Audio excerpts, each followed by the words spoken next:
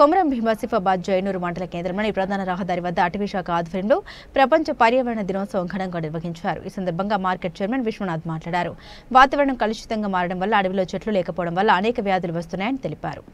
పర్యావరణ ప్రపంచ దినోత్సవం సందర్భంగా ప్రజలందరికీ తెలంగాణ ప్రధానికానికి శుభాకాంక్షలు తెలియజేస్తూ పర్యావరణాన్ని కాపాడవలసిన బాధ్యత మా అందరిపైన ఉన్నది.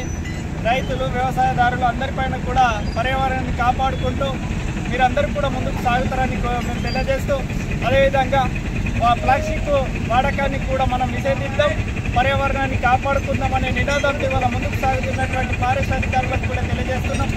మీరందరూ కూడా ఈ ప్రాంతాన్ని సుభిక్షంగా సంతోషాలతో ఉండేటట్టుగా మీరందరూ కూడా సహాయ సహకారం అందించవలసిన బాధ్యత మీ పైన ఉన్నది. రైతులను ఇబ్బంది పెట్టకుండా పర్యావరణాన్ని కాపాడే దిశగా ముందుకు సాగుతారని మేము తెలియజేస్తూ, ఈ ప్రాంతంలో ఉన్నటువంటి ప్రజలందరూ కూడా సుఖ సంతోషాలతో ఉండాలంటే కంపల్సరీ పర్యావరణాన్ని మనం కాపాడవలసిన బాధ్యత మన అందరిపైన ఉన్నది. కాబట్టి మీరందరూ కూడా ఈ ప్రాంతంలో ఈరోజు ప్రకృతిలో జరుగుతున్న అనర్థాలు కానీ, మనము చేస్తున్న వాడకాల వల్ల కానీ, ప్లాస్టిక్ వల్ల కానీ, చెట్లు నరకడం వల్ల కానీ ఈరోజు మనకు వర్షాలు పడకుండా చాలా ఇబ్బందులు కలుగుతున్నాయి. టైం పైన వర్షాలు పడకపోవడం, భూకంపాలు రావడం ఇంట్లో జరుగుతున్నాయి. వర్షాలు పడకపోవడము అన్ని విధాలు నష్టపోతున్నాం. మనం ప్రపంచం మనం రక్షించాలంటే, వర్షాలు పడాలంటే అడవిని రక్షించాలి. అడవిని రక్షిస్తేనే చాలా బాగుంటుంది. ప్రజలందరూ ఇప్పటికైనా ఆలోచించి చెట్లు నరకకుండా ప్రతి ఒక్కరూ ఇంటింటికి చెట్లు నాటాలి. ప్రజలందరూ అటవీ శాఖ అధికారులకు సహకరించాలి. ఎందుకంటే ఈరోజు జంతువులు కూడా నశించిపోతున్నాయి, అడవి కూడా నశించిపోతున్నాయి.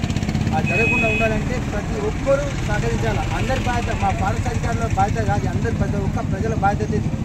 చెట్లు నరకవచ్చు ఎవరు కానీ సహకరించాలి, అధికారులకు సహకరించాలి. గవర్నమెంట్ సహకరించినప్పుడే మనం ముందుకెళ్ళిపోతాం. ఈ కాలుష్యాన్ని నివారించవచ్చు. ప్లాస్టిక్ కూడా ఎవరు వాడద్దు.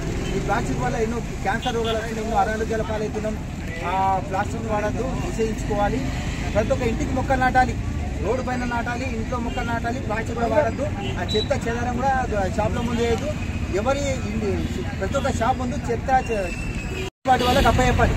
నెక్స్ట్ ఈ వర్షాకాలం సందర్భంగా బర్త్డే పార్టీలకు కానీ, మ్యారేజ్లకు కానీ ప్రతి ఒక్కరు ఇంటింటికి చెట్లు నాటాలని నేను కోరుకుంటున్నాను. ఇంకోటి పెద్ద విషయం ఏంటంటే, మనము ఏసీ లేని ప్రపంచాన్ని మనం సాధించుకోవాలి. కూలర్ లేని ప్రపంచాన్ని, వర్షాలు పడే మంచి ప్రకృతిని ఉండే ప్రపంచాన్ని, మనం కాలాలు సరిగా ఉండే ప్రపంచాన్ని మనం సాధించుకోవాలంటే, కరోనా లాంటివన్నీ జయించాలంటే మనం అందరము సహకరించినప్పుడే, చెట్లు నాటినప్పుడే అడవి బాగుంటుంది. అడవి జంతువులు బాగుంటాయి. వర్షాలు సకాలంలో పడితే అన్ని బాగుంటాయి.